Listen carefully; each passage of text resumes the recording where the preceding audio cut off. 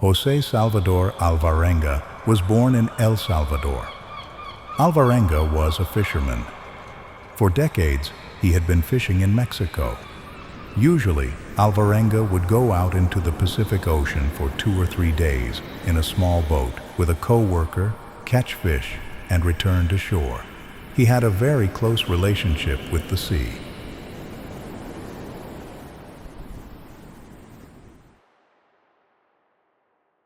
As usual, Alvarenga decided to go out for fishing. He normally went to sea with a friend, but on that particular day, his friend was unable to accompany him. The friend was caught up with some personal commitments.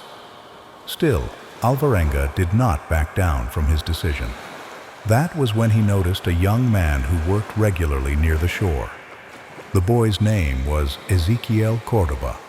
He was only 22 years old. Alvarenga invited him to join him on the trip. Cordoba did not have much experience at sea. Even so, he accepted Alvarenga's invitation. And so, they began their journey from the Mexican coast in a small boat. They had planned a 30-hour trip. There was also a large icebox on the boat, meant to store the fish after catching them. Within a short time, they caught plenty of fish. They continued fishing. That was when they noticed something troubling. From the far northeastern side of the ocean, a violent storm began to rage toward them. For Alvarenga, who was accustomed to the sea, the sight was not immediately terrifying.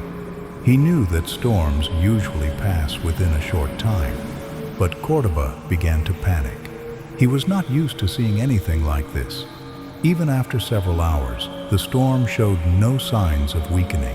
It felt as though it was heading straight toward them. The sea was turning increasingly violent.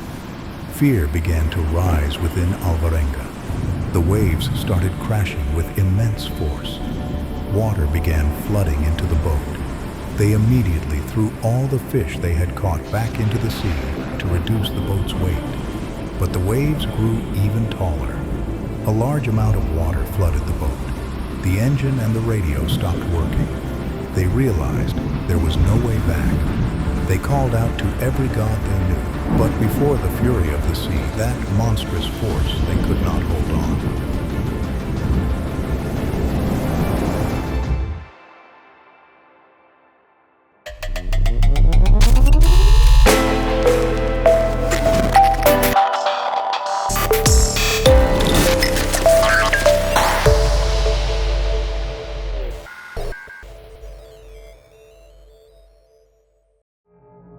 It was only the next day that Alvarenga's co-workers realized something was wrong.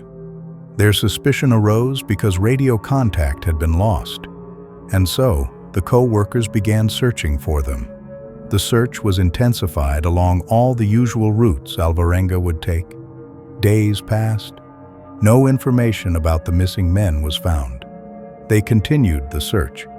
It went on for nearly 2 weeks. Not even a trace of Alvarenga or the young man who went with him was found. That was when they confirmed it. Salvador and Cordoba were dead. The cause of death was believed to be the storm.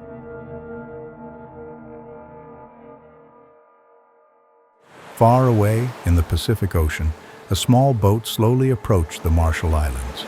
A man jumped out of the boat and ran toward the island. He went straight to the very first house he saw. He began banging on the door and the windows. The residents came outside immediately. The man was trying to say something, but the people were frightened when they saw him, because standing before them was a man with long hair and a thick beard, a figure that looked almost primitive. Still, the residents began to listen to what he was trying to say. He claimed that he was Alvarenga, the man who had gone missing at sea months ago. Not only that, he said he had survived all these months alone on this very boat, without food or fresh water. His story only deepened their suspicion, because what he was saying was something they simply could not believe. They then informed the police. The police arrived at the location. To the police as well, he repeated the same story. And so, the police began questioning him. He started narrating everything that had happened to him. That day, the sea was extremely violent. Even though we sent messages to the shore through the radio, the GPS on the boat was not working. After some time, the radio also stopped functioning. Water began flooding into the boat with tremendous force. We were staring straight at death. We believed our lives had ended there.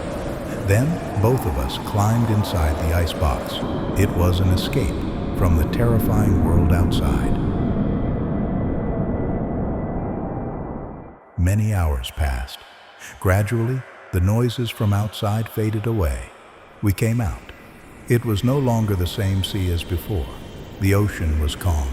Relieved that we were still alive, both of us sat silently on the boat for a long time. But after that, a thought struck us. Where are we now? Because we had been caught in such a violent storm, we had no idea which direction the boat had drifted toward. The engine, the GPS, and the radio, none of them were working.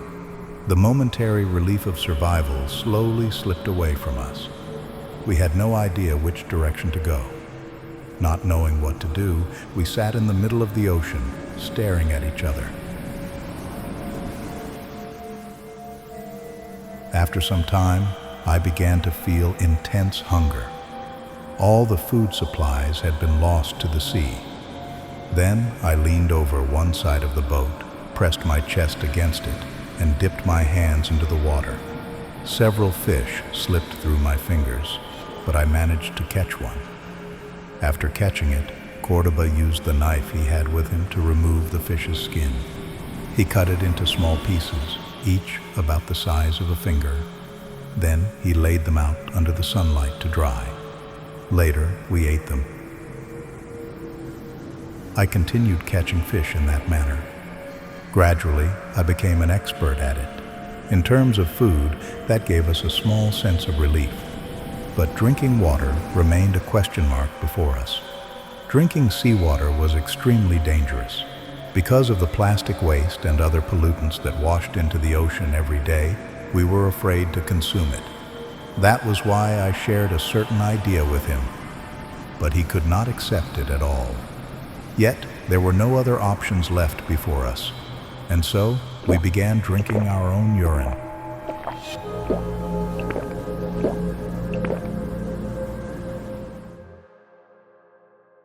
That day, I was sleeping lightly inside the icebox. I woke up to a sound I knew very well. Yes, rain. That rain was a blessing for us. It felt as if both of us had been given our lives back. Immediately, we began collecting as much rainwater as possible. We could not contain our happiness. It was the first time in my life that I realized how beautiful rain could be. After days of drinking urine and turtle blood, it was only then that we understood the taste of pure water. That was when I realized the value of all the clean water I had wasted back on land.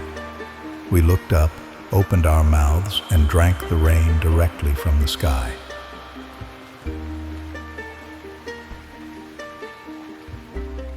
Weeks later, we began seeing another part of the ocean. It was an area filled with plastic covers, bottles, and waste. We collected as many plastic bottles as we could. Suddenly, a plastic bag caught our attention. We picked it up. Inside the bag was some food waste, rotten cabbage, rotten carrots, and similar things. With respect and gratitude, we ate that rotten cabbage and carrots. It was only then that I realized how much taste those things actually had. During our free moments, we would tell each other our life stories. There is no count of how many times we repeated them.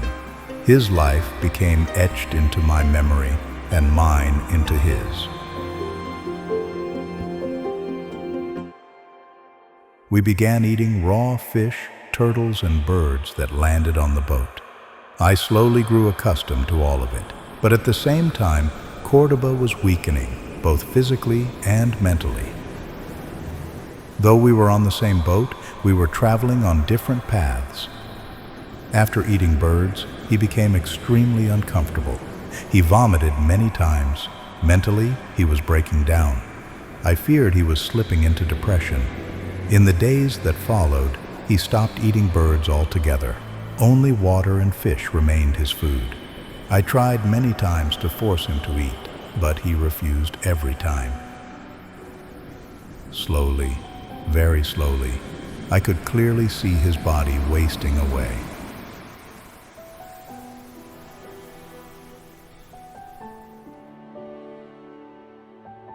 I woke up hearing his voice. He was lying there, saying that he was going to die, that there was no life left for him anymore. I immediately got up and gave him water. He tried to drink it, but he simply couldn't. His body was that weak. I didn't know what to do. I began to panic. His body was trembling violently. I tried my best to comfort him, but his problems were far beyond what my words could heal. To distract him from his pain, I began talking to him about other things. I received no response to anything I said. Still, he kept staring at me. I spoke to him about many things I knew he liked to talk about, but after some time, I realized something horrifying. He was not hearing my words at all. An indescribable uneasiness washed over me. I cried for hours. The next day, when I woke up from sleep, Cordoba was still sitting there. I spoke to him as usual. I answered my own questions directed at him. This continued for nearly 6 days. It was only on the 6th day that I fully understood. I was having conversations with a dead man. That same day, I released his body into the sea. Why did I invite him into the ocean with me? I alone was responsible for his death. That guilt began to hunt me relentlessly. Months passed. Life in solitude began to exhaust me. I felt that no one on earth had ever experienced isolation the way I did. But to escape from that loneliness, I began creating many shortcuts in my mind. Every morning after waking up, I would walk around the boat for some time. I would walk through my town.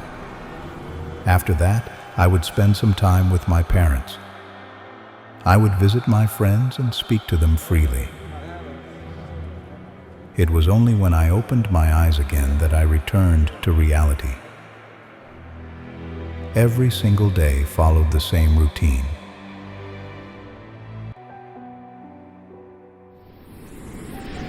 I could clearly feel my body weight dropping. My body was not receiving the proteins it needed. It was growing weaker, but not once did my mind break. No matter what happened, my only goal was to survive.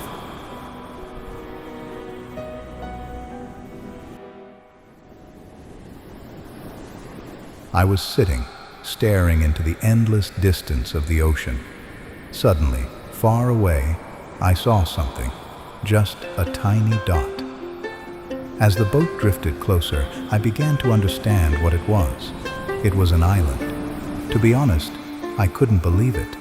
I questioned whether this was reality or just another illusion of my mind. Immediately, I ran toward the very first house I saw. The police interrogation came to an end, but the fear within the police was only growing. They could not bring themselves to believe whether what the man was saying was true. After that, the police subjected him to medical examinations and other checks. They also contacted the Mexican police using the registration number of the boat he had arrived in. That was when they realized that this was the very same boat that had gone missing from Mexico on that day. Alvarenga's health condition was deteriorating rapidly. He was immediately admitted to a nearby hospital. The doctors suspected that consuming raw fish continuously might have caused damage to his liver and other complications. After 11 days, his condition improved significantly. He became healthy enough to return home. And so, after that long journey, he finally reached his homeland. He spent a great deal of time with his parents. After that, he also spent many moments with his friends. Later, in an interview, someone asked him a question. Even in such a situation, why did you never feel like ending your life? I experienced hunger, thirst, and extreme loneliness, he replied. I treated all of it as a new experience. I have only one chance to live in this beautiful world, so I never even thought about wasting it.